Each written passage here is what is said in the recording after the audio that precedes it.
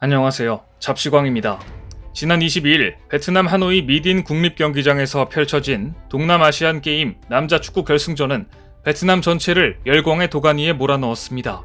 박항서 감독이 지휘하는 베트남 23세 이하 축구 대표팀이 동남아시안 게임에서 2회 연속 금메달을 획득했기 때문입니다.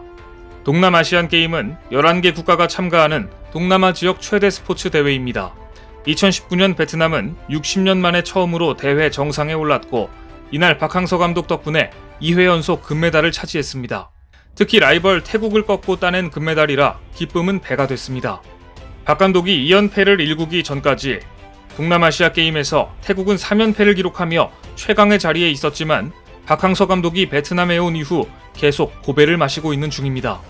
베트남과 태국의 결승이 시작되기 3시간 전부터 경기장 안팎은 특유의 부부젤라 소리로 가득 찼고 모두가 기다렸던 박항서 매직은 경기 종료 10분을 남기고 펼쳐졌습니다. 후반 38분 왼쪽에서 올라온 공을 박스 정면에서 베트남 선수 느함만 둥이 머리로 방향을 틀어 골문을 뚫었고 이때 벤치에서 지켜보던 박항서 감독은 주먹을 불끈 쥐었습니다. 그 순간 베트남 금성 홍기와 태극기를 흔들며 응원하던 베트남 홈팬들의 환호성으로 미딘 국립경기장은 떠나갈 듯 했습니다. 후반 38분 드디어 결승골이 나오자 박항서 감독은 안경을 벗고 눈물을 닦았습니다. 그동안 베트남에서 때로는 영웅으로 때로는 지탄을 받으며 오락가락 대접에 대한 마음고생이 드러나는 장면이었습니다. 경기 직후 박 감독은 이런 말을 했습니다. 순간 여러 가지 생각이 지났습니다. 목표를 이루고 나니 허탈감이 밀려왔습니다. 축구를 통해서 한국인의 위상을 베트남 국민들에게 알릴 수 있다면 저는 그것으로 만족스럽게 생각하고 있습니다. 다른 나라에서 일하면서 내 조국 국기를 보면 가슴이 뭉클합니다. 한 골차 리드를 지켜낸 베트남은 이번 대회 6경기 모두 무실점으로 마치며 금메달을 목에 걸었고 완벽하고 시원한 승리에 열광했습니다. 이날 베트남 밤거리는 오토바이 행렬과 부부젤라 소리가 끊이지 않았습니다. 대회 내내 단 한 골도 내주지 않았고 지난 대회에 이어 2번 연속 우승을 차지한 베트남이지만 박 감독에게 이번 대회의 가장 큰 소득은 금메달만이 아니었습니다. 이번 대회는 출전 기회가 별로 없는 2부 선수들이 주축이 돼 있었기 때문입니다. 베트남 축구 선수들이 왜 박 감독을 파파라고 부르는지 알 수 있는 대목입니다. 2부 선수들 위주였지만 박항서 감독을 중심으로 똘똘 뭉친 베트남 대표팀의 힘은 강했습니다. 박 감독의 부임 전에는 태국만 만났다 하면 박살이 났던 베트남 축구가 이날은 90분 내내 태국을 압박하며 경기의 주도권을 내주지 않았던 것입니다.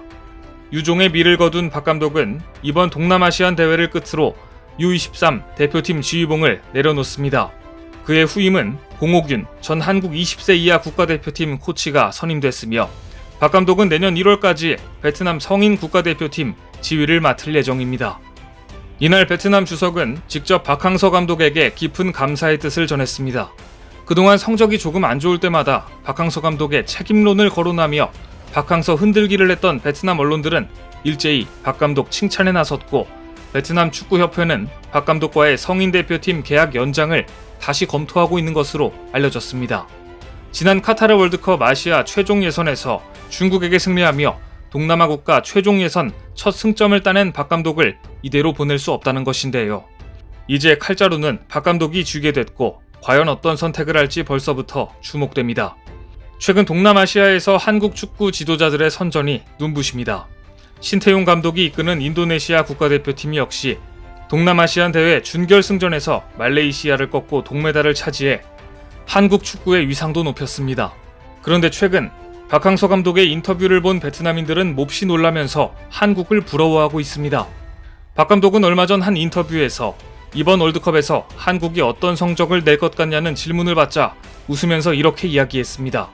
2002년 히딩크 감독과 함께 세계를 놀라게 했는데 올해 월드컵에서 이러한 모습이 다시 나올 수 있을 것 같습니다. 거스 히딩크 감독을 보조하며 코치로 활약했던 박 감독은 월드컵 4강 진출을 이뤄내며 한국 축구의 역사를 새로 쓴 인물인데요. 이런 그가 후배들이 4강 신화를 넘어설 것이라고 예상한 것입니다. 박항서 감독의 예언이 맞았으면 좋겠습니다. 또한 인터뷰에서 박항서 감독은 손흥민 선수에 대한 언급을 하여 화제가 됐습니다. 손흥민 선수는 아시아인 최초 잉글랜드 프리미어리그 득점왕에 올랐습니다. 베트남에서도 손흥민 선수에 대한 관심과 인기는 엄청난데요. 박항서 감독은 언론 인터뷰에서 손흥민은 한국 축구계뿐 아니라 한국 전체의 보물입니다. 베트남에서 손흥민 선수 아버지하고 나하고 친구라고 하면 사람들이 나를 다시 봅니다. 자랑스럽게 생각합니다.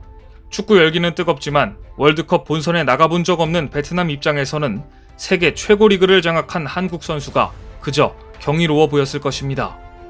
아시아인 최초 EPL 득점왕에 등극한 손흥민에 대한 세계 언론들의 관심은 여전히 뜨겁습니다. 스카이 스포츠는 2021-2022 시즌 누적 파워 랭킹과 시즌 최고의 선수에 손흥민이 1위를 차지했다고 발표했습니다. 케빈 더브라이너와 무하마드 살라는 2위와 3위였습니다. 영국의 대표적인 매체인 BBC 역시 올해 BBC 베스트 11에 손흥민을 선정했습니다. BBC는 해리 케인이 맨체스터 시티로 이적이 불발되자 토라져 있는 동안 팀을 지킨 사람이 바로 이 한국의 국가대표 선수였다. 손흥민은 시즌 내내 탁월한 모습을 보였다.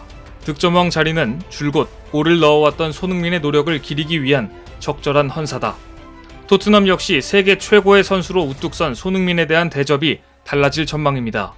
보시는 영상은 마지막 경기인 노리치와의 경기에서 손흥민이 후반에 2골을 연속으로 넣자 2골째라면서 손흥민의 득점왕 수상이 확실시되는 걸 아버지처럼 기뻐하는 콘테 감독의 모습입니다. 최근 현지 매체들은 손흥민이 콘테 감독과 해리 케인을 토트넘에 남게 할 것이라고 예견하고 있습니다.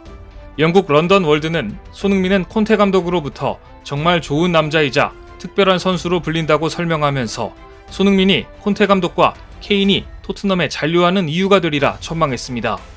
토트넘은 콘테 감독이 데뷔한 작년 11월에만 해도 EPL 9위가 고작이었습니다. 그런데 콘테로 사령탑이 바뀐 후 17승 5무 6패로 챔피언스 리그에 복귀하는 반전의 주인공이 됐습니다. 하지만 콘테의 잔류를 희망한다면 이번에야말로 토트넘의 다니엘 레비 회장은 지갑을 확실히 열어야 합니다. 만일 짠돌이로 유명한 다니엘 레비 회장이 이번에도 확실한 전력 보강을 하지 않고 돈 쓰는 것을 주저한다면 토트넘은 콘테, 손흥민, 케인을 붙잡기 어려울 수도 있습니다.